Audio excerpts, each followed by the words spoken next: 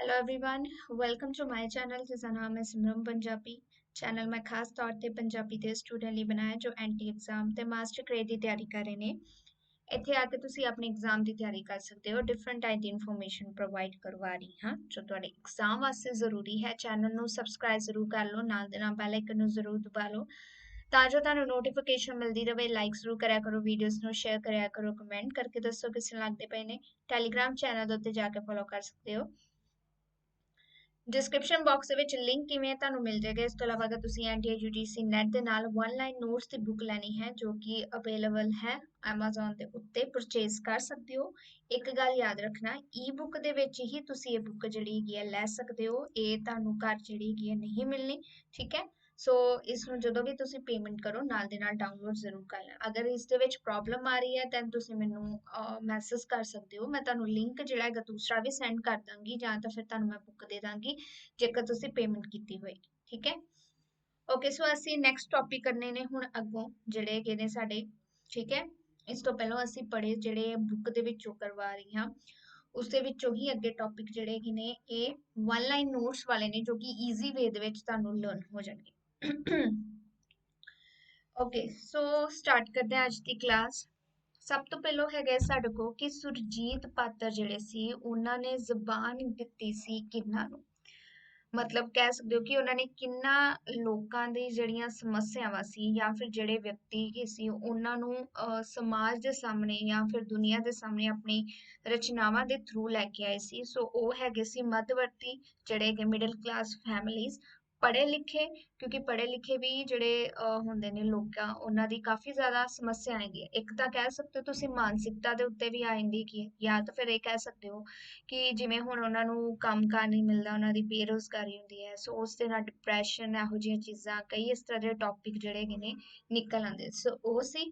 Next ਆਇੰਦਾ ਹੈਗਾ ਸਾਡੇ ਕੋਲ ਸੰਵੇਦਨਸ਼ੀਲ ਜਿਹੜੇ ਵਿਅਕਤੀ ਸੀ ਉਹਨਾਂ ਦੀਆਂ ਆਕਾਂਖਾਵਾਂ। ਸੰਵੇਦਨਸ਼ੀਲ ਕਹਿ ਸਕਦੇ ਹੋ ਬਹੁਤ ਹੀ ਜ਼ਿਆਦਾ ਜਿਹੜੇ ਸੈਂਸਿਟਿਵ ਪਰਸਨ ਹੁੰਦੇ ਆ ਨਾ, ਸੋ ਉਹਨਾਂ ਦੀਆਂ ਟੌਪਿਕਸ ਜਿਹੜੇ ਹੈਗੇ ਸੀ ਉਹਨਾਂ ਨੂੰ, ਉਹਨਾਂ ਦੀ ਸਮੱਸਿਆਵਾਂ, ਉਹਨਾਂ ਦੀਆਂ ਜਿਹੜੀਆਂ ਕਾਫੀ ਚੀਜ਼ਾਂ ਦੇ ਨਾਲ ਰਿਲੇਟਡ ਹੈ ਉਹਨਾਂ ਨੂੰ ਉਹਨਾਂ ਨੇ ਜ਼ਬਾਨ ਦਿੱਤੀ ਸੀ। ਨੈਕਸਟ ਹੈਗੇ ਕਿ ਸੁਰਜੀਤ ਪਾਤਰ ਦੀ ਜਿਹੜੀ ਰਚਨਾ ਦੇ ਵਿਸ਼ੇ ਕੀ ਹੈਗੇ ਸੀ।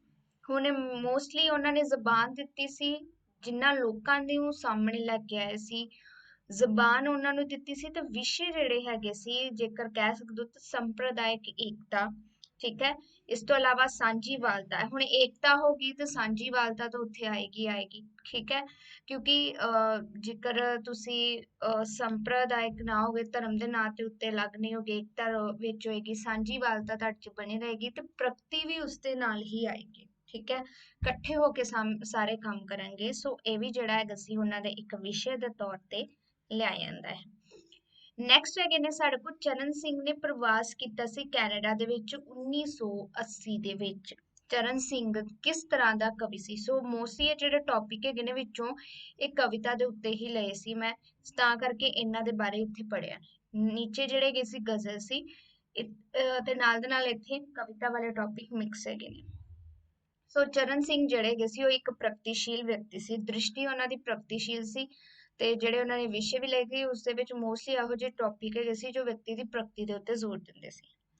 ਨੈਕਸਟ ਹੈਗਾ ਸਾਡੇ ਕੋਲ ਅੰਤਰੀਵ, ਤ੍ਰੈ ਕਾਲ ਤੇ ਤ੍ਰਿਵੈਣੀ, ਆਗਮਨ ਤੇ ਪ੍ਰਵਾਸ ਜਿਹੜੇ ਸੀ ਇਹਨਾਂ ਦਾ ਪ੍ਰਕਾਸ਼, ਇਹਨਾਂ ਦਾ ਸਮਾਂ ਕੀ ਹੈਗਾ ਸੀ ਉਹ ਸਾਡੇ ਕੋਲ ਆਇੰਦਾ ਹੈਗਾ 2010, 2012 ਤੇ 2012। ਮਤਲਬ ਮੋਸਟਲੀ ਤੁਸੀਂ ਕਹਿ ਸਕਦੇ ਹੋ ਕਿ ਜਿਹੜੇ ਇਹਨਾਂ ਸਾਰਿਆਂ ਦੇ ਬਾਰੇ ਜਿਹੜਾ ਹੈਗਾ ਵਾ ਇਹ ਇੰਨੇ ਟਾਈਮ ਦੇ ਵਿੱਚ ਹੀ ਜਿਹੜੀ ਕੀ ਸੀ, ਮਤਲਬ ਅੰਤਰੀਵ ਜਿਹੜਾ ਹੈਗਾ ਸੀ 10 ਦੇ ਵਿੱਚ, ਤ੍ਰੈ ਕਾਲ ਤੇ ਤ੍ਰਿਵੈਣੀ ਜਿਹੜੇ ਸੀ 12 ਤੇ ਆਗਮਨ ਤੇ ਪ੍ਰਵਾਸ 12 ਦੇ ਵਿੱਚ ਕੀ ਗਏ ਸੀ ਇਹ ਸਾਨੂੰ ਮਿਲਦੇ ਹੈਗੇ ਨੇ, ਠੀਕ ਹੈ। ਓਕੇ, ਸੋ ਇਹ ਜਿਹੜੇ ਹੈਗੇ ਨੇ ਸਾਡੇ ਕੋਲ ਇੱਕ ਕਾਵਿ ਸੰਗ੍ਰਹਿ ਹੈਗੇ ਨੇ, ਠੀਕ ਹੈ। ਇਹ ਵੀ ਦੱਸ ਦਿੰਦੀ ਆ ਨਾਲ ਦੇ ਨਾਲ, ਕਨਫਿਊਜ਼ਨ ਦੇ ਵਿੱਚ ਨਾ ਜਾਇਓ। ਇਹ ਜਿਹੜੇ ਤਿੰਨੇ ਕੇ ਸਾਡੇ ਕੋਲ ਕਾਵਿ ਸੰਗ੍ਰਹਿ ਹੈਗੇ ਨੇ ਕਿੰਨਾ ਦੇ ਹੈਗੇ ਨੇ, ਚਰਨ ਸਿੰਘ ਦੇ। ਓਕੇ, ਨੈਕਸਟ ਹੈਗੇ ਨੇ ਸਾਡੇ ਕੋਲ ਕਿ ਗੁਰਭਜਨ ਗਿੱਲ ਦੀ ਕਾਵਿ ਯਾਤਰਾ ਦਾ ਆਰੰਭ ਕਦੋਂ ਤੇ ਕਿਸ ਦੇ ਨਾਲ ਹੁੰਦਾ ਹੈ। ਸ਼ੀਸ਼ਾ ਝੂਠ ਬੋਲਦਾ ਹੈ 1978 ਦੀ ਜਿਹੜੀ ਇਹਨਾਂ ਦੀ ਰਚਨਾ ਹੈਗੀ ਹੈ ਉਹਦੇ ਨਾਲ ਇਹਨਾਂ ਨੇ ਆਪਣਾ ਜਿਹੜਾ ਕਿ ਸਟਾਰਟਿੰਗ ਕੀਤੀ ਸੀ। ਹਰ ਤੁਖਦਾ ਪਿੰਡ ਮੇਰਾ ਹੈ, ਅਗਨ ਕਥਾ ਮਨ ਦੇ ਬੂਹੇ ਬਾਰੀਆਂ ਦਾ ਪ੍ਰਕਾਸ਼ਿਤ ਸਮਾਂ। ਸੋ ਇਹ ਕੀ ਹੈਗਾ ਸਾਡੇ ਕੋਲ ਕਾਵ ਸੰਗ੍ਰਹਿ ਨੇ ਕਿਸ ਦੇ ਗੁਰੂ ਭਜਨ ਨੇ ਗਿਲ ਤੇ। ਸੋ ਇਹਨਾਂ ਦਾ ਸਮਾਂ ਹੈਗਾ ਹੈ 1985, ਸੈਕਿੰਡ ਅਗਨ ਕਥਾ ਦਾ ਹੈਗਾ ਵਾ 2000 ਤੇ ਨੈਕਸਟ ਹੈਗੇ ਨੇ ਮਨ ਦੇ ਬੂਹੇ ਬਾਰੀਆਂ 2003 ਦਾ ਸਮਾਂ ਹੈਗਾ। ਨੈਕਸਟ ਹੈਗੇ ਨੇ ਮੋਰ ਪੰਖ ਰਚਨਾ ਹੈ ਕਿਸਦੀ, ਇਹ ਵੀ ਗੁਰਭਜਨ ਗਿੱਲ ਦੀ ਹੀ ਰਚਨਾ ਹੈਗੀ ਹੈ, ਠੀਕ ਹੈ। ਸੋ ਇਹ ਕੀ ਉਹਨਾਂ ਦਾ ਕਾਵ ਸੰਗ੍ਰਹਿ ਹੈਗਾ ਹੈ। ਨੈਕਸਟ ਹੈਗੇ ਨੇ ਨਗਮੇ ਦਾ ਲਿਬਾਸ ਆਵਾਜ਼ਾਂ ਦੇ ਰੰਗ ਕਿਸ ਦੀਆਂ ਰਚਨਾਵਾਂ ਨੇ। ਸੋ ਇਹ ਅਜਾਇਬ ਚਿੱਤਰਕਾਰ ਜਿਹੜੇ ਹੈਗੇ ਨੇ ਉਹਨਾਂ ਦੀ ਹੈ, ਇਹ ਵੀ ਕੀ ਕਹਿੰਦੇ ਸਾਡੇ ਕੋਲ ਉਹਨਾਂ ਦੇ ਕਾਵ ਸੰਗ੍ਰਹਿ ਦੇ ਵਿੱਚ ਮਿਲਦੇ ਹੈਗੇ ਨੇ। ਉਸ ਤੋਂ ਬਾਅਦ ਹੈਗੇ ਨੇ ਵੰਗਾਰ ਹੰਬਲੇ ਲਿਸ਼ਕੌਰਾਂ ਰਚਨਾਵਾਂ ਨੇ ਕਿਸ ਦੀਆਂ, ਤਖਤ ਸਿੰਘ ਦੀਆਂ। ਉਸ ਤੋਂ ਬਾਅਦ ਹੈਗੇ ਨੇ ਆਪਣੀ ਤਲਾਸ਼ ਵਿੱਚ, ਫੈਸਲੇ ਤੋਂ ਬਾਅਦ, ਕਚਹਿਰੀ 'ਚ ਖੜਾ ਦਰਖਤ ਰਚਨਾਵਾਂ ਨੇ ਅਜਾਇਬ ਹੁੰਦਲ ਦੀਆਂ। ਮੁਕਤੀ ਨੂਰ ਦਾ ਜਾਮ ਹਯਾਤੀ ਦੀ ਹੁੱਕ ਨਿਰੰਜਨ ਸਿੰਘ ਨੂਰ ਦੀ ਰਚਨਾ ਹੈ ਕਾਵ ਸੰਗ੍ਰਹਿ ਦੇ ਵਿੱਚ।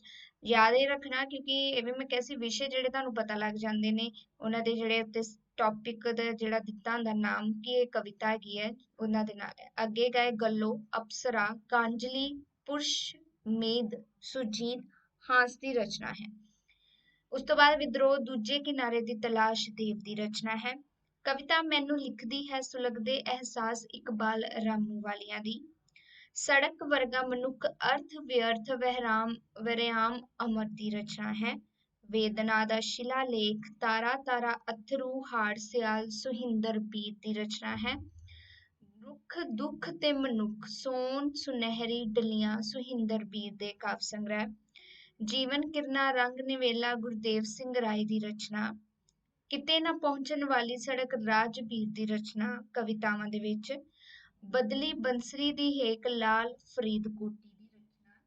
ਉਸ ਤੋਂ ਬਾਅਦ ਹੈਗੇ ਨੇ ਦਿਬ ਦੇ ਸਿੱਟੇ ਗੁਰਦੇਵ ਚੌਹਾਨ ਦੀਆਂ ਰਚਨਾ।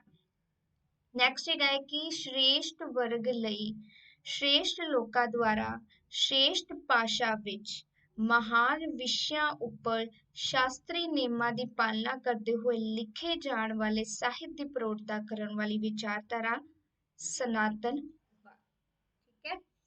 ਸੋ ਇਹ ਕੀ ਹੈਗਾ ਇਸ ਦੇ ਵਿੱਚ ਉਹਨਾਂ ਨੇ ਐਜ਼ ਅ ਸਨਾਤਨਵਾਦ ਦਾ ਇੱਕ ਜਿਵੇਂ ਡਿਸਕ੍ਰਿਪਸ਼ਨ ਦਿੱਤਾ ਹੈਗਾ ਕਿ ਕਿਹਨੂੰ ਕਹਿੰਦੇ ਨੇ ਕਿ ਉਹ ਜਿਹਾ ਵਰਗ ਜੋ ਕਿ ਸ਼੍ਰੇਸ਼ਟ ਹੋਵੇ ਤੇ ਉਹਨਾਂ ਦੇ ਵਿੱਚ ਰਹਿੰਦੇ ਸ਼੍ਰੇਸ਼ਟ ਲੋਕੀ ਸ਼੍ਰੇਸ਼ਟ ਵਿਅਕਤੀਆਂ ਦੇ ਬਾਰੇ ਜਾਂ ਸ਼੍ਰੇਸ਼ਟ ਵਿਸ਼ਿਆਂ ਨੂੰ ਲੈ ਕੇ ਸ਼੍ਰੇਸ਼ਟ ਨਿਯਮਾਂ ਨੂੰ ਪਾਲਣਾ ਕਰਦੇ ਹੋਏ ਇਹੋ ਜਿਹੀ ਰਚਨਾ ਜਿਹੜੀ ਆਉਂਦੀ ਹੈ ਸਾਡੇ ਕੋਲ ਕੀ ਰਿਹਾ ਉਹ ਵਿਚਾਰਧਾਰਾ ਜੋ ਇਸ ਦੀ ਪ੍ਰੋੜਤਾ ਕਰਦੀ ਹੈ ਉਹ ਸਨਾਤਨਵਾਦ ਦੇ ਵਿੱਚ ਆਉਂਦਾ ਹੈ। ਤੇ ਸਨਾਤਨ ਸ਼ਬਦ ਕਿਸ ਦੇ ਅਨੁਵਾਦ ਤੋਂ ਬਣਿਆ ਹੈ, ਕਲਾਸ। ਠੀਕ ਹੈ। ਨੈਕਸਟ ਹੈਗਾ ਹੈ ਕਿ ਪ੍ਰਾਚੀਨ ਕਾਲ ਵਿੱਚ ਰੋਮਨ ਸਮਾਜ ਕਿੰਨੇ ਵਰਗਾਂ ਦੇ ਵਿੱਚ ਵੰਡਿਆ ਹੋਇਆ ਸੀ, 5 ਵਰਗਾਂ ਦੇ ਵਿੱਚ। ਠੀਕ ਹੈ। ਤੇ ਪੰਜਾਂ ਵਿੱਚੋਂ ਸ਼੍ਰੇਸ਼ਟ ਸ਼੍ਰੇਣੀ ਕਿਹੜੀ ਸੀ, ਕਲਾਸਿਸ। ਠੀਕ ਹੈ। ਮਤਲਬ ਜਿਹੜੀ ਸਭ ਤੋਂ ਹਾਈਫਾਈ ਜਿਹੜੀ ਹੈਗੀ ਸੀ ਜਿਵੇਂ ਰਾਜੇ ਮਹਾਰਾਜੇ ਆਏ ਨੇ ਨਾ ਸਭ ਤੋਂ ਉੱਪਰ ਦਰਜੇ ਦੇ, ਸੋ ਉਹ ਉਹਨਾਂ ਦੀ ਸ਼੍ਰੇਣੀ ਆ ਗਈ ਇੱਕ ਹਿਸਾਬ ਦੀ, ਇਹਦੇ ਵਿੱਚ ਕਹਿ ਸਕਦੇ ਹੋ ਸ਼੍ਰੇਸ਼ਟ ਵਿਅਕਤੀਆਂ ਦੀ। ਕਲਾਸੀਅਸ ਦੀ ਜਿਹੜੀ ਸ਼੍ਰੇਣੀ ਹੈਗੀ ਸੀ ਉਹ ਕਿਹੜੀ ਸ਼੍ਰੇਣੀ ਸੀ, ਕਲਾਸੀਅਸ ਦੀ ਸ਼੍ਰੇਣੀ ਜਿਹੜੀ ਹੈਗੀ ਸੀ ਉਹ ਜੋ 1.25 ਲੱਖ ਜਾਂ ਇਸ ਤੋਂ ਵੱਧ ਗੰਧਰਵਾਂ ਦੇ ਮਾਲਿਕ ਹੋਣ ਉਹੀ ਆ ਗਿਆ ਸਭ ਤੋਂ ਹਾਈਫਾਈ ਅਮੀਰ ਜਿਹੜੇ ਵਿਅਕਤੀ ਹੈਗੇ ਸੀ। ਸੋ ਇਹ ਜਿਹੜੇ ਅਸੀਂ ਰਾਜੇ ਮਹਾਰਾਜੇ ਹੀ ਗਿਣ ਸਕਦੇ ਉਸ ਸਮੇਂ।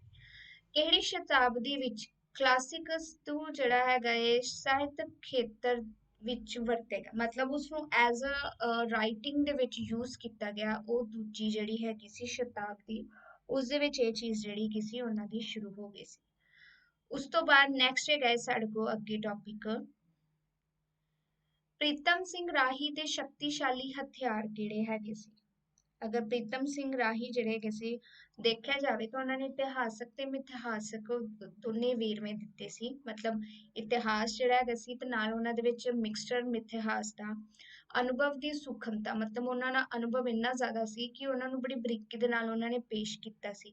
ਤੇ ਇਤਿਹਾਸ ਤੇ ਮਿਥਿਹਾਸ ਜਿਹੜੇ ਵੇਰਵੇ ਸੀ ਉਹ ਵੀ ਅਨੁਭਵ ਦੇ ਆਧਾਰ ਤੇ ਹੀ ਉਹਨਾਂ ਨੇ ਦਿੱਤੇ ਸੀ। ਨੈਕਸਟ ਆਉਂਦੀ ਗਈ ਉਹਨਾਂ ਦੀ ਵਿਧੀ ਕਿਹੜੀ ਆਉਂਦੀ ਗਈ ਆ, ਕਟਾਂਸ਼ ਵਿਧੀ। ਠੀਕ ਹੈ।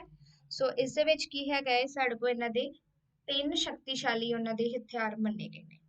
ਉਸ ਤੋਂ ਬਾਅਦ ਹੈਗੇ ਦੇ ਸਾਡੇ ਕੋਲ ਅਥਰਾ ਘੋੜਾ ਪਰਤ ਦਰ ਪਰਤ ਕਾਇਆ ਦੇ ਰੁੱਖ ਦਾ ਪ੍ਰਕਾਸ਼ਿਤ ਸਮਾਂ 1975 87 ਤੇ 68 ਆਉਂਦੇ ਗਏ। ठीक है। सो ਇਹ ਰਚਨਾਵਾਂ ਜਿਹੜੀਆਂ ਹੈਗੀਆਂ ਨੇ ਪ੍ਰੀਤਮ ਸਿੰਘ ਰਾਹੀ ਦੀਆਂ ਰਚਨਾਵਾਂ ਨੇ। ਨੈਕਸਟ ਹੈਗਾ ਸਾਡੇ ਕੋਲ ਮੋਹਨਜੀਤ ਦਾ ਪਹਿਲਾ ਕਾਵ ਸੰਗ੍ਰਹਿ ਕਿਹੜਾ ਹੈ? ਸਹਿਕ ਦਾ ਸ਼ਹਿਰ। ਮੋਹਨਜੀਤ ਜਿਹੜੇ ਹੈਗੇ ਨੇ ਜਨਮ ਇਹਨਾਂ ਦਾ 1938 ਦੇ ਵਿੱਚ ਹੈਗਾ ਸੀ ਤੇ ਕਾਵ ਜਿਹੜਾ ਹੈਗਾ ਸੀ ਸਟਾਰਟਿੰਗ ਉਹਨਾਂ ਦੀ ਹੋਈ ਸੀ ਇਸ ਤੋਂ, ਠੀਕ ਹੈ। ਤੇ ਇਸ ਤੋਂ ਇਲਾਵਾ ਨੈਕਸਟ ਹੈਗੇ ਸਾਡੇ ਕੋਲ ਮੋਹਨਜੀਤ ਕਿਸ ਦੇ ਦਰਮਿਆਨ ਭੂਮਿਕਾ ਨਿਭਾ ਰਿਹਾ ਹੈ? ਪ੍ਰਗਤੀਸ਼ੀਲਤਾ ਤੇ ਪ੍ਰਯੋਗਸ਼ੀਲਤਾ ਜਿਹੜੀ ਹੈਗੀ ਆ ਉਹਨਾਂ ਦੇ ਵਿਚਕਾਰ ਇੱਕ ਤਰੀਕੇ ਦੀ ਉਹ ਇੱਕ ਮੱਧਤਾ ਜਿਹੜੀ ਹੈਗੀ ਆ ਉਸਦੀ ਭੂਮਿਕਾ ਉਹ ਬੈਲੈਂਸ ਬਣਾਉਣ ਵਾਸਤੇ ਕਰਦੇ ਪਏ ਨੇ। ਮੋਹਨਜੀਤ ਜਿਹੜੇ ਹੈਗੇ ਦੀ ਕਿਸ ਰਚਨਾ ਵਿੱਚ ਤਿੱਖੇ ਸਮਾਜਿਕ ਵਿਅੰਗ ਦ੍ਰਿਸ਼ਟੀਗੋਚਰ ਹੁੰਦੇ ਨੇ? ਵਰਕ ਵੀਰ ਜਿਹੜੀ ਹੈਗੀ ਆ ਉਹਦੇ ਵਿੱਚ ਤਿੱਖੇ ਇੱਕ ਤਰੀਕੇ ਨਾਲ ਜਿਹੜਾ ਸਮਾਜ ਉਹਨਾਂ ਉੱਤੇ ਵਿਅੰਗ ਕੱਸਿਆ ਗਿਆ ਹੈ। ਮੋਹਨਜੀਤ ਦੀ ਸਵੈ ਵਿਸ਼ਲੇਸ਼ਣੀ ਵਾਲੀ ਰਚਨਾ ਕਿਹੜੀ ਹੈ? ਕੀ ਨਾਰੀ ਕੀ ਨਦੀ, ਠੀਕ ਹੈ। ਸੋ ਇਹ ਰਚਨਾਵਾਂ ਕਵਿਤਾਵਾਂ ਦੇ ਵਿੱਚ ਹੈਗੀਆਂ ਨੇ। ਪਤਝੜ ਤੋਂ ਪਹਿਲਾਂ ਤੇ ਪਤਝੜ ਤੋਂ ਪਿੱਛੋਂ ਵਿੱਚ ਕਿਹੜੀ ਸੰਵੇਦਨਾ ਵਿਅਕਤ ਹੁੰਦੀ ਹੈ? ਸੁਹਜਵਾਦੀ ਸੰਵੇਦਨਾ। ਹੁਣ ਸੁਹਜ ਦੇ ਵਿੱਚ ਅਗਰ ਤੁਸੀਂ ਲੈ ਲਓ ਤਾਂ ਮੋਸਟਲੀ ਅਗਰ ਸਿੰਪਲ ਜਿਹੇ ਤਰੀਕੇ ਦੇ ਨਾਲ ਇਸਨੂੰ ਐਕਸਪਲੇਨ ਕਰਨਾ ਹੁੰਦਾ ਹੈ ਤਾਂ ਸੁਹਜ ਮਤਲਬ ਹੁੰਦਾ ਸਵਾਦ ਕਿਸੇ ਚੀਜ਼ ਨੂੰ ਦੇਖ ਕੇ, ਠੀਕ ਹੈ। ਸੋ ਇਸ ਦੇ ਵਿੱਚ ਤੁਸੀਂ ਪਤਝੜ ਤੋਂ ਪਹਿਲਾਂ ਤੇ ਪਤਝੜ ਤੋਂ ਜਿਹੜਾ ਪਿੱਛੋਂ ਉਸ ਦੇ ਬਾਰੇ ਉਹਨਾਂ ਨੇ ਵਰਣਨ ਕੀਤਾ ਹੈ ਤਾਂ ਉਸ ਦੇ ਉਹਨਾਂ ਨੇ ਇੱਕ ਤਰੀਕੇ ਨਾਲ ਰਸ ਜਾਂ ਸਵਾਦ ਦੇ ਵਿੱਚ ਉਸਨੂੰ ਐਕਸਪਲੇਨ ਕੀਤਾ ਹੈ। ਕਿਸ ਰਚਨਾ ਵਿੱਚ ਮੋਹਨਜੀਤ ਦੀ ਸ਼ਾਇਰੀ ਸੁਹਜਵੰਤ ਹੋ ਗਈ ਹੈ? ਓਹਲੇ ਵਿੱਚ ਉਜਿਆਰਾ। ਉਸ ਤੋਂ ਬਾਅਦ ਹੈਗਾ ਕਿ ਸਾਡੇ ਕੋਲ ਸ਼ੈਲੀ ਵਿਗਿਆਨ ਦਾ ਸੰਬੰਧ ਕਿਸ ਦੇ ਨਾਲ ਹੈ? ਭਾਸ਼ਾ ਵਿਗਿਆਨ, ਸਾਹਿਤ ਆਲੋਚਨਾ ਤੇ ਇਹਨਾਂ ਦੇ ਅਨੁਸ਼ਾਸਨ ਤੇ ਵਿਸ਼ਿਆਂ ਦੇ ਨਾਲ। ਭਾਸ਼ਾ ਆ ਗਈ ਇਸ ਦੇ ਵਿੱਚ ਯਾਦ ਰੱਖਣਾ ਸ਼ੈਲੀ ਵਿਗਿਆਨ ਜਿਹੜੀ ਹੈਗੀ ਹੈ ਕਿੱਥੇ ਕਿੱਥੇ ਯੂਜ਼ ਹੁੰਦੀ ਹੈ? ਭਾਸ਼ਾ, ਸਾਹਿਤ ਤੇ ਇਸ ਦੇ ਜਿਹੜੇ ਅਨੁਸ਼ਾਸਨ ਦੇ ਵਿਸ਼ੇ ਜਿਹੜੇ ਹੈਗੇ ਨੇ ਉਹਨਾਂ ਦੇ ਵਿੱਚ। ਸਾਹਿਤਕ ਜਿਹੜੀ ਆਲੋਚਨਾ ਦਾ ਲਕਸ਼ ਕੀ ਹੈਗਾ ਏ ਕਿ ਕਿਉਂ ਸਾਹਿਤਕ ਆਲੋਚਨਾ ਕੀਤੀ ਜਾਂਦੀ ਹੈ? ਕਿ ਜਿਹੜੀਆਂ ਸਾਹਿਤਕ ਕਿੱਤਾਂ ਦੀ ਕਲਾਕ੍ਰਿਤੀਆਂ ਦੇ ਰੂਪ ਵਿੱਚ ਵਿਆਖਿਆ ਤੇ ਮੁਲਾਂਕਣ ਕਰਨ ਵਾਸਤੇ ਸਾਹਿਤ ਆਲੋਚਨਾ ਕੀਤੀ ਜਾਂਦੀ ਹੈ। ਭਾਸ਼ਾ ਵਿਗਿਆਨੀ ਮੂਲ ਰੂਪ ਵਿੱਚ ਕਿਸ ਵਿੱਚ ਦਿਲਚਸਪੀ ਲੈਂਦੇ ਹੈਗੇ ਨੇ? ਕੋਡ ਦੇ ਵਿੱਚ। ਕਿਵੇਂ ਉਸਨੂੰ ਅਸੀਂ ਕੋਡ ਨੂੰ ਜਿਹੜਾ ਦੂਸਰੀ ਚੀਜ਼ ਦੇ ਵਿੱਚ ਅਸੀਂ ਸਮਝ ਕੇ ਐਕਸਪਲੇਨ ਕਰਦੇ ਹਾਂ, ਠੀਕ ਹੈ। ਉਹੀ ਐਂਡ ਸੰਚਾਰ ਤਾਂ ਹੀ ਬੈਟਰ ਹੁੰਦਾ ਹੈ ਜੇਕਰ ਕੋਡ ਰੂਪ ਦੇ ਵਿੱਚ ਜੋ ਕਿਸੇ ਨੇ ਗੱਲ ਕਹੀ ਹੁੰਦੀ ਹੈ ਉਸਨੂੰ ਐਜ਼ ਇਟ ਇਜ਼ ਅਗਰ ਅਗਲਾ ਸਮਝ ਲੇ ਤਾਂ ਸਮਝ ਲਓ ਉਹ ਚੀਜ਼ ਸਕਸੈਸਫੁਲ ਹੋ ਜਾਂਦੀ ਹੈ। ਜੇਕਰ ਭਾਸ਼ਾ ਵਿਗਿਆਨੀ ਸਾਹਿਤ ਦੇ ਕਿਸੇ ਰੂਪ ਨੂੰ ਅਧਿਐਨ ਦਾ ਵਿਸ਼ਾ ਬਣਾਉਂਦਾ ਹੈ ਤਾਂ ਕਿਸ ਵਿੱਚ ਦਿਲਚਸਪੀ ਲੈਂਦਾ ਹੈ? ਮਤਲਬ ਜੇਕਰ ਨਾਰਮਲ ਇੱਕ ਭਾਸ਼ਾ ਵਿਗਿਆਨੀ ਜਿਹੜਾ ਹੈਗਾ ਹੈ ਆਪਣੀ ਵਿਸ਼ੇ ਤੋਂ ਹਟ ਕੇ ਸਾਹਿਤ ਦੇ ਵਿਸ਼ੇ ਨੂੰ ਲੈਂਦਾ ਹੈ ਤਾਂ ਉਹ ਕੀ ਹੈਗਾ ਵਾ ਜ਼ਿਆਦਾਤਰ ਉਹ ਭਾਸ਼ਾ ਸਿਸਟਮਾਂ ਦੀ ਉਦਾਹਰਨਾਂ ਦੀ ਪੇਸ਼ਕਾਰੀ ਦੇ ਵਿੱਚ ਹੀ ਇੰਟਰਸਟ ਰਹੇਗਾ। ਮਤਲਬ ਹੁਣ ਜਿਵੇਂ ਸਾਹਿਤ ਦੇ ਵਿੱਚ ਕਿਸ ਤਰੀਕੇ ਦੀ ਭਾਸ਼ਾ ਵਰਤੀ ਗਈ ਹੈ, ਕਿਵੇਂ ਵਰਤੀ ਗਈ ਹੈ, ਕਿਹੜੇ ਸ਼ਬਦ ਵਰਤੇ ਗਏ ਨੇ, ਸੋ ਇਹਨਾਂ ਨੂੰ ਹੀ ਉਹ ਐਕਸਪਲੇਨ ਕਰਨਗੇ। ਹੈ ਉਹਨਾਂ ਦਾ ਉਹੀ ਟੌਪਿਕ ਰਹੇਗਾ ਬਟ ਸਾਹਿਤ ਦੇ ਵਿੱਚ ਉਹ ਕਿਸੇ ਰਚਨਾ ਨੂੰ ਲੈ ਕੇ ਉਹਨੂੰ ਪੇਸ਼ ਕਰੇਗਾ। ਸਾਹਿਤ ਆਲੋਚਕ ਕਿਸ ਨਾਲ ਵਾਸਤਾ ਰੱਖਦਾ ਹੈਗਾ ਵਾ? ਸੰਦੇਸ਼ ਦੇ ਨਾਲ। ਜਿਵੇਂ ਹੁਣ ਕਹਿ ਸਕਦੇ ਹੋ ਤੁਸੀਂ ਕਿ ਜੋ ਸੰਦੇਸ਼ ਦੇਣਾ ਚਾਹਿਆ ਹੈਗਾ ਵਾ ਇੱਕ ਰਚਨਾ ਦੇ ਵਿੱਚ ਤਾਂ ਉਹ ਸਪਸ਼ਟ ਤੌਰ ਤੇ ਇੱਕ ਆਲੋਚਕ ਜਦੋਂ ਉਸਨੂੰ ਪੜ੍ਹਦਾ ਤਾਂ ਉਸਨੂੰ ਸਮਝ ਆ ਰਿਹਾ ਜਾਂ ਨਹੀਂ। ਕਿਸ ਆਧਾਰ ਤੇ ਦਿੱਤੀਆਂ ਪਰਿਭਾਸ਼ਾਵਾਂ ਰਹੱਸਵਾਦ ਨੂੰ ਕੇਵਲ ਚੇਤਨਾ ਤੇ ਸੰਵੇਦਨਾ ਦੇ ਰੂਪ ਵਿੱਚ ਦੇਖਦੀਆਂ ਨੇ? ਮਨੋਵਿਗਿਆਨ ਦੇ ਆਧਾਰ ਤੇ ਦਿੱਤੀਆਂ ਭਾਸ਼ਾਵਾਂ। ਕਿਉਂਕਿ ਜਦੋਂ ਅਸੀਂ ਮਨੋਵਿਗਿਆਨ ਦੇ ਵਿਸ਼ੇ ਪੜ੍ਹਦੇ ਨੇ ਚੇਤਨਾ, ਅਵਚੇਤਨ, ਸੋ ਇਹ ਵਾਲੇ ਜਿਹੜੇ ਹੈਗੇ ਨੇ ਟੌਪਿਕ ਮੋਸਟਲੀ ਉਸ ਦੇ ਵਿੱਚ ਸਾਨੂੰ ਆਉਂਦੇ ਹੈਗੇ ਨੇ। ਚੇਤਨਾ ਤੇ ਸੰਵੇਦਨਾ ਜਿਹੜੀ ਹੈਗੀ ਹੈ ਤੇ ਅਗਰ ਰਹੱਸਵਾਦ ਦੇ ਤੌਰ ਤੇ ਦੇਖਿਆ ਜਾਏ ਤਾਂ ਇਸਨੂੰ ਮਨੋਵਿਗਿਆਨ ਦੇ ਰੂਪ ਵਿੱਚ ਗ੍ਰਹਿਣ ਕਰਦਾ ਹੈ। ਕੌਣ ਰਹੱਸਵਾਦ ਨੂੰ ਸੰਵੇਦਨਾ ਦਾ ਨਾਮ ਦਿੰਦਾ ਹੈ? ਫਰੈਡਰਰ ਤੇ ਰਸੇਲ। ਫਰੈਡਰਰ ਅਨੁਸਾਰ ਰਹੱਸਵਾਦ ਈਸ਼ਵਰ ਨਾਲ ਏਕਤਾ ਦੀ ਸਪਸ਼ਟ ਸੰਵੇਦਨਾ ਹੈ। ਸੋ ਉਹਨਾਂ ਨੇ ਕੀ ਮੰਨਿਆ?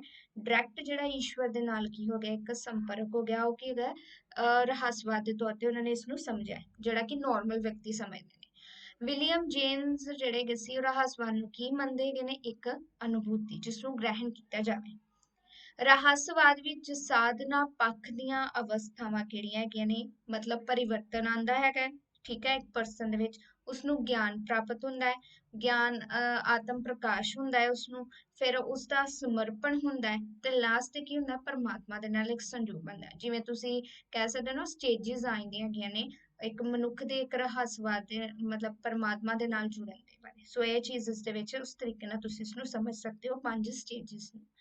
ਕਿਹੜੀ ਸਥਿਤੀ ਮਨੁੱਖ ਨੂੰ ਦੁਨਿਆਵੀ ਧਰਾਤਲਾਂ ਨਾਲੋਂ ਤੋੜ ਕੇ ਅਧਿਆਤਮ ਵੱਲ ਤੋਰਦੀ ਗਈ ਹੈ? ਪਰਿਵਰਤਨ ਦੀ। ਠੀਕ ਹੈ, ਪਹਿਲੀ ਸਥਿਤੀ ਉਹਨਾਂ ਨੇ ਦੱਸੀ ਹੈਗੀ ਹੈ ਕਿ ਮਨੁੱਖ ਦੇ ਵਿੱਚ ਪਰਿਵਰਤਨ ਆਉਂਦਾ ਹੈ, ਚੇਂजेस ਆਣੇ ਸ਼ੁਰੂ ਹੋ ਜਾਂਦੇ। ਕੋਲਾਜ ਕਿਤਾਬ ਰਚਨਾ ਹੈ ਕਿਸ ਦੀ? ਸੁਰਜੀਤ ਪਾਤਰ। ਤੇ ਤਰੰਨੁਮ ਦਾ ਸ਼ਾਇਰ ਕੌਣ ਮੰਨਿਆ ਜਾਂਦਾ ਹੈ? ਸੁਰਜੀਤ ਪਾਤਰ। ਅੱਗੇ ਦੇਖੋ ਨੈਕਸਟ ਹੈਗੇ ਨੇ ਸਾਡੇ ਕੋਲ ਚੁਰਸਤਾ ਦਸਤਕ ਕੱਚ ਦੇ ਵਸਤਰ ਜਿਹੜੇ ਹੈਗੇ ਸੀ ਰਚਨਾ ਦਾ ਪ੍ਰਕਾਸ਼ਿਤ ਸਮਾਂ ਕੀ ਗਏ ਸਾਡੇ ਕੋਲ 1961 66 ਤੇ 74। ਠੀਕ ਹੈ, ਉਸ ਤੋਂ ਬਾਅਦ ਨੈਕਸਟ ਹੈਗੇ ਨੇ ਸਾਡੇ ਕੋਲ ਅਗਲਾ ਮੀਸ਼ਾ ਨੇ ਕਿਸ ਦੀ ਪੇਸ਼ਕਾਰੀ ਕੀਤੀ ਸੀ? ਮੀਸ਼ਾ ਜਿਹੜੇ ਹੈਗੇ ਸੀ ਉਹਨਾਂ ਨੇ ਕਿਸ ਦੀ ਪੇਸ਼ਕਾਰੀ ਕੀਤੀ ਸੀ?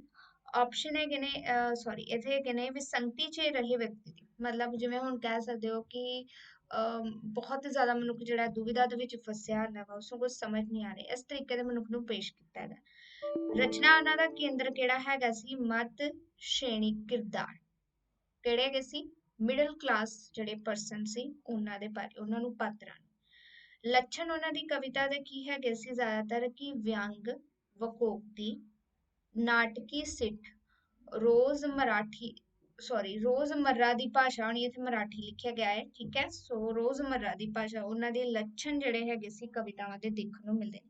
ਸੋ ਇਸ ਦੇ ਵਿੱਚ ਉਹਨਾਂ ਦੇ ਲੱਛਣ ਵੀ ਮੈਂ ਤੁਹਾਨੂੰ ਦੱਸ ਦਿੱਤੇ ਨੇ ਕਿਹੜੇ ਕਿਹੜੇ ਹੈਗੇ ਸੀ। ਠੀਕ ਹੈ, ਅੱਗੇ ਹੈਗੇ ਨੇ ਸਾਡੇ ਕੋਲ ਜਸਬੀਰ ਸਿੰਘ ਆਹਲੂਵਾਲੀਆ ਨੇ ਆਧੁਨਿਕ ਪੰਜਾਬੀ ਕਵਿਤਾ ਨੂੰ ਜੋੜਿਆ ਸੀ ਕਿਸ ਦੇ ਨਾਲ? ਮਹਾਨਗਰੀ ਦੀਆਂ ਜਿਹੜੀਆਂ ਜਟਿਲ ਸਮੱਸਿਆਵਾਂ ਦੇ ਸੰਤਾਪ ਭੋਗਣ ਵਾਲੇ ਵੱਧਵਰਤੀ ਵਿਅਕਤੀ। ਹੁਣ ਕਈ ਜਿਹੜੇ ਕਹਿ ਸਕਦੇ ਹੋ ਤੁਸੀਂ ਲੇਖਕ ਹੈਗੇ ਉਹਨਾਂ ਨੇ ਕਿਸ ਨੂੰ ਜੋੜਿਆ ਹੈਗਾ ਸੀ? ਜਿਹੜੇ ਕਈ ਇਹੋ ਜਿਹੇ ਹੈਗੇ ਸੀ ਜਿਨ੍ਹਾਂ ਨੇ ਸ਼ਹਿਰੀ ਜਿਹੜੇ ਵਿਅਕਤੀ ਹੈਗੇ ਸੀ ਉਹਨਾਂ ਨੂੰ ਪਹਿਲਾਂ ਦੇਖ ਆਪਣੇ ਯਾਨੀ ਕਹਿ ਸਕਦੇ ਹੋ ਤੁਸੀਂ ਵਿਸ਼ਿਆਂ ਦੇ ਤੌਰ ਤੇ ਲਿਆ ਸੀ। ਸੋ ਇਸ ਦੇ ਵਿੱਚ ਵੀ ਉਹਨਾਂ ਨੇ ਮਿਡਲ ਕਲਾਸ ਫੈਮਿਲੀ, ਪਰ ਕਿਹੜੀ ਫੈਮਿਲੀ? ਜਿਹੜੀ ਕਿ ਮਹਾਨਗਰਾਂ ਦੇ ਵਿੱਚ ਰਹਿੰਦੀ ਹੈ, ਉਹਨਾਂ ਨੂੰ ਕਿਸ ਤਰੀਕੇ ਦੇ ਜਿਹੜੀਆਂ ਸਮੱਸਿਆਵਾਂ ਉਹਨਾਂ ਦੇ ਬਾਰੇ ਦੱਸਿਆ ਸੀ। ਕਾਗਜ਼ ਦਾ ਰਾਵਣ, ਕੂੜਾ ਰਾਜਾ, ਕੂੜ ਪਰਜਾ, ਸੱਚ ਕੀ ਬੇਲਾ। ਪ੍ਰਕਾਸ਼ਿਤ ਸਮਾਂ ਹੈਗਾ ਇਸਦਾ 1965 70 ਤੇ 77। ਚਲੋ ਨੈਕਸਟ ਦੇਖੋ ਹੁਣ ਅਗਲਾ ਜਿਹੜਾ ਹੈਗੇ ਨੇ ਸਾਡੇ ਕੋਲ ਰੋਲਾ ਬਾਰਤ ਦੁਆਰਾ ਦਿੱਤੇ ਸਮੀਖਿਆ ਸਿਧਾਂਤ ਜਿਹੜਾ ਹੈਗਾ ਸੀ ਨੂੰ ਕਿਸ ਦਾ ਮਿਲਗੂਬਾ ਕਿਹਾ ਜਾਂਦਾ ਹੈ? ਸੰਰਚਨਾਵਾਦ ਤੇ ਚਿਹਨ ਵਿਗਿਆਨ ਦਾ। ਹੁਣ ਚਿਹਨ ਵਿਗਿਆਨ ਪਤਾ ਹੀ ਹੈ ਜਿਸ ਦੇ ਵਿੱਚ ਅਸੀਂ ਚਿਹਨ, ਚਿਹਨਕ ਤੇ ਚਿਹਨਕ ਦੇ ਬਾਰੇ ਪੜ੍ਹਦੇ ਹਾਂ। ਸੰਕਲਪ ਕਹਿ ਸਕਦੇ ਹੋ ਤੇ ਧੁਨੀ ਬਿੰਬ ਹੈਗੇ ਨੇ ਮੋਸਟ ਦੋਨੇ ਜਿਹੜੇ ਆਪ ਉਤਰੇ ਹੁੰਦੇ ਨੇ ਚਿੰਨ੍ਹ ਜਿਹੜੇ ਹੁੰਦੇ ਨੇ ਉਹਨਾਂ ਦੇ ਬਾਰੇ, ਜਿਹੜੇ ਚਿੰਨ੍ਹਾਂ ਦੇ ਬਾਰੇ ਜਿਹੜਾ ਅਸੀਂ ਅਧਿਐਨ ਕਰਦੇ ਹਾਂ ਉਹ ਚਿਹਨ ਵਿਗਿਆਨ 'ਚ ਕਰਦੇ ਹਾਂ। ਸੰਰਚਨਾਵਾਦ ਦੇ ਵਿੱਚ ਹੁੰਦਾ ਹੈ ਕਿ ਅਸੀਂ ਜਿਹੜੀ ਰਚਨਾ ਹੁੰਦੀ ਹੈ ਉਸਨੂੰ ਬਹੁਤ ਹੀ ਡੂੰਘਾਈ ਦੇ ਵਿੱਚ ਜਾ ਕੇ ਵੱਖ-ਵੱਖ ਕਹਿ ਸਕਦੇ ਹੋ ਕਿ ਪਾਸਿਆਂ ਤੋਂ ਇੱਕ ਅਧਿਐਨ ਕਰਦੇ ਹੈਗੇ। ਸੋ ਉਸਨੂੰ ਅਸੀਂ ਸੰਰਚਨਾਵਾਦ ਦੇ ਵਿੱਚ ਲੈ ਆਉਂਦੇ ਹਾਂ। ਸੇਗਰੇ ਜਿਹੜੇ ਹੈਗੇ ਸੀ ਚਿਹਨ ਵਿਗਿਆਨ ਅਧਿਐਨ ਲਈ ਕਿਹੜੇ ਸਿਧਾਂਤ, ਕਿਸ ਦੇ ਸਿਧਾਂਤ ਨੂੰ ਅਪਣਾਉਣ ਤੇ ਜ਼ੋਰ ਦਿੰਦੇ ਸੀ? ਸੋਸੀਓ ਤੇ। ਸੋ ਸੇਗਰੇ ਜਿਹੜੇ ਸੀ ਉਹ ਸੋਸੀਓ ਦਾ ਜਿਹੜਾ ਸਿਧਾਂਤ ਸੀ ਉਹਨਾਂ ਨੂੰ ਅਪਣਾਉਣ ਦੇ ਉੱਤੇ ਜ਼ੋਰ ਦਿੰਦੇ ਸੀ। ਸੋਸੀਓ ਦੇ ਸਿਧਾਂਤ ਨੂੰ ਗ੍ਰਹਿਣ ਕਰਨ ਵਾਲੇ ਕਿਹੜੇ ਹੈਗੇ ਸੀ? ਐਰਿਕ ਬਾਈਸੈਂਸ। ਹੋਰ ਵੀ ਹੋਣਗੇ ਬਟ ਜਿਹੜੇ ਫਸਟ ਨੰਬਰ ਤੇ ਸਾਨੂੰ ਕੋਲ ਨਾਮ ਆਉਂਦੇ ਨੇ ਉਹ ਹੈਗੇ ਨੇ ਐਰਿਕ ਬਾਈਸੈਂਸ। ਐਰਿਕ ਜਿਹੜੇ ਹੈਗੇ ਸੀ ਉਹ ਚਿਹਨ ਵਿਗਿਆਨ ਨੂੰ ਕੀ ਨਵਾਂ ਨਾਮ ਦਿੰਦੇ ਨੇ? ਸੰਚਾਰ ਸਿਧਾਂਤ ਦਾ ਨਾਮ ਦਿੰਦੇ। ਸੋਸੀਓ ਦੇ ਸਿਧਾਂਤਾਂ ਵਿੱਚ ਨਵੀਆਂ ਅੰਤਰ ਦ੍ਰਿਸ਼ਟੀਆਂ ਜੋੜਨ ਵਾਲੇ, ਮਤਲਬ ਕੁਝ ਹੋਰ ਉਸ ਦੇ ਵਿੱਚ ਐਡ ਕਰਨ ਵਾਲੇ ਜਿਹੜੇ ਹੈਗੇ ਸੀ ਪੈਨਵਨਿਸਟ ਸੀ, ਯੈਮਲ ਸਲੇਵ ਸੀ, ਰੇਮਾਸ ਸੀ। ਇਹਨਾਂ ਦਾ ਨਾਮ ਕਈ ਜਗ੍ਹਾ ਤੇ ਤੁਸੀਂ ਉਸ ਤਰ੍ਹਾਂ ਵੀ ਪੜਿਆ ਹੋਏਗਾ। ਭਾਸ਼ਾ ਰਾਹੀਂ ਸਮਾਜ ਵਿੱਚ ਮਨੁੱਖੀ ਤਜਰਬੇ ਦਾ ਵਿਸ਼ਲੇਸ਼ਣ ਕਰਨ ਵਾਲੇ ਪੱਖ ਹੈਗੇ ਨੇ ਅਰਥ ਵਿਗਿਆਨ ਤੇ ਧੁਨੀ ਵਿਗਿਆਨ। ਯਾਨੀ ਕਿ ਹੁਣ ਮਨੁੱਖ ਕਿਸ ਤਰੀਕੇ ਨਾਲ ਭਾਸ਼ਾ ਨੂੰ ਸਮਾਜ ਦੇ ਵਿੱਚ ਬੋਲਦਾ ਹੈ, ਗ੍ਰਹਿਣ ਕਰਦਾ ਹੈ, ਵਾਕ ਲੈਂਦਾ ਹੈ, ਅਰਥ ਲੈਂਦਾ, ਸ਼ਬਦਾਂ ਨੂੰ ਕਿਸ ਤਰੀਕੇ ਨਾਲ ਬੋਲਦਾ ਹੈ। ਸੋ ਇਹਨਾਂ ਦਾ ਵਿਸ਼ਲੇਸ਼ਣ ਕਰਨ ਵਾਲੇ ਪੱਖ ਸਾਨੂੰ ਮਿਲਦੇ ਹੈਗੇ ਨੇ ਜ਼ਿਆਦਾਤਰ ਅਰਥ ਕਿਉਂ? ਕਿਉਂਕਿ ਜੋ ਅਸੀਂ ਚੀਜ਼ਾਂ ਬੋਲਦੇ ਉਹਨਾਂ ਦੇ ਕੀ ਅਰਥ ਹੈਗੇ ਨੇ, ਤਾਂ ਕਿ ਅਰਥ ਹੋਏਗਾ ਤਾਂ ਹੀ ਅਗਲਾ ਕੁਝ ਸਮਝੇਗਾ। ਤੇ ਧੁਨੀ ਜਿਹੜੀ ਹੈਗੀ ਆ ਅਸੀਂ ਕਿਸ ਤਰੀਕੇ ਨਾਲ ਜਿਹੜੇ ਸੁਰ, ਵਿਅੰਜਨ ਜਾਂ ਇਹਨਾਂ ਨੂੰ ਲੈ ਕੇ ਜਿਹੜੇ ਇਹ ਚੀਜ਼ਾਂ ਬੋਲਦੇ ਹੈਗੇ ਨੇ, ਧੁਨੀ ਵੱਖ ਨੂੰ ਵੀ ਇਸ ਦੇ ਵਿੱਚ ਸਮਝਿਆ ਗਿਆ ਹੈ। ਉਸ ਤੋਂ ਬਾਅਦ ਆਉਂਦਾ ਬ੍ਰਹਮੰਡਕ ਚੇਤਨਾ ਨਾਲ ਭਰਪੂਰ ਕਿਹੜੇ ਹੈਗੇ ਨੇ ਸਾਡੇ ਕੋਲ? ਰਵਿੰਦਰ ਰਵੀ। ਰਵਿੰਦਰ ਰਵੀ ਨੇ ਸਾਹਿਤ ਸਿਰਜਣਾ ਨੂੰ ਕਿਸ ਦੇ ਰੂਪ ਵਿੱਚ ਅਪਣਾਇਆ ਸੀ? ਆਪੇ ਦੇ ਬੋਧ ਤੇ ਪ੍ਰਕਾਸ਼ ਦੇ ਰੂਪ ਦੇ ਵਿੱਚ। ਡਾਕਟਰ ਹਰਭਜਨ ਸਿੰਘ ਨੇ ਕਿਸ ਨੂੰ ਰਵਿੰਦਰ ਰਵੀ ਦੀ ਕਵਿਤਾ ਦਾ ਮੁੱਖ ਲੱਛਣ ਮੰਨਿਆ ਹੈ? ਅਗਰਵਾਸ ਨੂੰ। ਹੁਣ ਉਹਨਾਂ ਦੇ ਮੁਹਾਂਦਰੇ ਦਾ ਲੱਛਣ ਕੀ ਗਾ ਸੀ? ਅਡਰਾਪਨ। ਇਹ ਸਾਨੂੰ ਰਵਿੰਦਰ ਰਵੀ ਜਿਹੜੇ ਹੈਗੇ ਨੇ ਉਹਨਾਂ ਦੇ ਬਾਰੇ ਜ਼ਿਆਦਾਤਰ ਮਿਲਦੇ ਨੇ। ਮਤਲਬ ਕਹਿ ਸਕਦੇ ਹੋ ਵਾ ਕਿ ਉਹਨਾਂ ਨੇ ਇੱਥੇ ਅਗਰਵਾਸ ਕਿਹਾ ਕਿ ਮਨੁੱਖ ਜਿਹੜਾ ਹੈਗਾ ਵਾ, ਉਹਨਾਂ ਨੇ ਇਸ ਦੇ ਵਿੱਚ ਉਹਨਾਂ ਦੇ ਬਾਰੇ ਦਿਆ ਕਿ ਇਹ ਸਿਰਫ ਕਹਿ ਸਕਦੇ ਹੋ ਤੁਸੀਂ ਸਰੀਰਕ ਤੌਰ ਤੇ ਹੀ ਅਗਰਵਾਸੀ ਨਹੀਂ ਹੈਗਾ, ਉਹ ਮਾਨਸਿਕ ਤੌਰ ਤੇ ਵੀ ਉਹਨਾਂ ਨੇ ਇੱਥੇ ਦੱਸਿਆ ਹੈਗਾ ਉਸਨੂੰ ਅਗਰਵਾਸੀ। ਠੀਕ ਹੈ, ਸੋ ਇਸ ਤੋਂ ਇਲਾਵਾ ਅਡਰਾਪਨ ਹੈਗਾ ਵਾ ਉਹਨਾਂ ਦਾ ਮੇਨ ਕਹਿ ਸਕਦੇ ਹੋ ਲੱਛਣ, ਉਹਨਾਂ ਦੇ ਮੁਹਾਂਦਰੇ ਦਾ ਜੋ ਉਹਨਾਂ ਨੇ ਰਚਿਆ ਹੈਗਾ ਵਾ ਕਵਿਤਾ ਦੇ ਤੌਰ ਤੇ। ਮੇਰੇ ਮੌਸਮ ਦੀ ਵਾਰੀ, ਚਿੱਟੇ ਕਾਲੇ ਧੱਬੇ, ਸੀਮਾ, ਆਕਾਸ਼ ਦਾ ਪ੍ਰਕਾਸ਼ਿਤ ਸਮਾਂ ਜਿਹੜੇ ਹੈਗਾ ਵਾ ਇਹ ਹੈਗੇ ਨੇ ਉਹਨਾਂ ਦੇ ਕਹਿ ਸਕਦੇ ਹੋ ਤੁਸੀਂ ਰਚਨਾਵਾਂ। ਤੇ 72, 78 ਤੇ 80 ਜਿਹੜਾ ਹੈਗਾ ਇਸ ਦਾ ਸਮਾਂ ਸਾਨੂੰ ਮਿਲਦਾ ਹੈ। ਵਨ ਵਾਣੀ, ਗੰਡਾ, ਜਲ, ਭਰਮ ਜਲ ਦਾ ਪ੍ਰਕਾਸ਼ਿਤ ਸਮਾਂ, ਇਹ ਹੈਗੇ ਸਾਡੇ ਕੋਲ ਰਚਨਾਵਾਂ ਰਵਿੰਦਰ ਰਵੀ ਦੀਆਂ। ਠੀਕ ਹੈ, ਸੋ ਉਸ ਤੋਂ ਬਾਅਦ ਇਹਨਾਂ ਦਾ ਸਮਾਂ ਵੀ ਦੇਖ ਲਓ 88, 92 ਤੇ 76। ਜਗਤਾਰ ਨੇ ਕਿਸ ਤੋਂ ਆਪਣਾ ਜਿਹੜਾ ਸਫ਼ਰ ਸ਼ੁਰੂ ਕੀਤਾ ਸੀ? ਰੁੱਤਾਂ ਰਾਂਗਲੀਆਂ ਤੋਂ ਕਾਵਿ ਸਫ਼ਰ। ਜਗਤਾਰ ਨੇ ਪਹਿਲਾਂ ਕਿਸ ਤਰ੍ਹਾਂ ਦੇ ਗੀਤ ਲਿਖੇ ਸੀ? ਪਹਿਲਾਂ ਉਹਨਾਂ ਨੇ ਰੋਮਾਂਟਿਕ ਤੇ ਹਲਕੇ ਫੁਲਕੇ ਜਿਹੜੇ ਹੈਗੇ ਸੀ ਟੌਪਿਕ ਨੂੰ ਲੈ ਕੇ ਉਹਨਾਂ ਨੇ ਕੀ ਕੀਤਾ ਸੀ? ਆਪਣੀਆਂ ਰਚਨਾਵਾਂ ਜਿਹੜੀਆਂ ਲਿਖੀਆਂ ਸੀ। ਠੀਕ ਹੈ, ਬਾਅਦ ਦੇ ਵਿੱਚ ਉਹਨਾਂ ਨੇ ਕੀ ਕੀਤਾ ਸੀ? ਪ੍ਰਯੋਗਸ਼ੀਲਤਾ ਨੂੰ ਅਪਣਾ ਲਿਆ। ਉਸ ਤੋਂ ਬਾਅਦ ਫਿਰ ਉਹ ਕੀ ਗਾ ਵਾ ਨਕਸਲ ਵਾਲੀ ਜਿਹੜੀ ਲਹਿਰ ਸ਼ੁਰੂ ਹੋਈ ਸੀ ਉਹਨਾਂ ਦੇ ਵੱਲ ਵੀ ਉਹਨਾਂ ਦਾ ਰੁਝਾਨ ਹੋ ਗਿਆ। ਪੰਜਾਬ ਵਿੱਚ ਨਕਸਲ ਵਾਲੀ ਲਹਿਰ ਦੇ ਉਥਾਨ ਸਮੇਂ ਜਗਤਾਰ ਦਾ ਝੁਕਾਅ ਹੋਇਆ ਸੀ ਜੁਝਾਰ ਵੱਲ। ਠੀਕ ਹੈ, ਪਹਿਲੋਂ ਕੀ ਹੈਗਾ ਸੀ? ਰੋਮਾਂਟਿਕ ਹਲਕੇ ਫੁਲਕੇ ਗੀਤ ਲਿਖੇ ਸੀ, ਫਿਰ ਪ੍ਰਯੋਗਸ਼ੀਲਤਾ ਵੱਲ ਵਧੇ, ਫਿਰ ਉਸ ਤੋਂ ਬਾਅਦ ਉਹਨਾਂ ਨੇ ਜੁਝਾਰਵਾਦ ਵੱਲ ਆਪਣਾ ਜਿਹੜਾ ਕਦਮ ਚੁੱਕਿਆ ਸੀ। ਜਗਤਾਰ ਨੇ ਕਿਸ ਨੂੰ ਇੱਕ ਹਥਿਆਰ ਵਾਂਗ ਵਰਤਿਆ ਸੀ? ਉਹਨਾਂ ਨੇ ਗਜ਼ਲ ਕਾਵਿ ਨੂੰ ਇੱਕ ਹਥਿਆਰ ਵਾਂਗ ਵਰਤਿਆ ਸੀ। ਸਮਗਰ ਕਵਿਤਾ ਦਾ ਸੰਕਲਪ ਦਿੱਤਾ ਸੀ ਕਿਸ ਨੇ? ਅਜਾਇਬ ਕਮਲ ਨੇ। ਮੈਂ ਜੋ ਪੈਗੰਬਰ ਨਹੀਂ, ਵਿਦਰੋਹੀ ਪੀੜੀ ਤੇ ਗਲੋਬਲ ਯੁੱਗ ਦਾ ਪ੍ਰਕਾਸ਼ਿਤ ਸਮਾਂ ਹੈਗਾ ਸੀ 1979, 99 ਤੇ 97।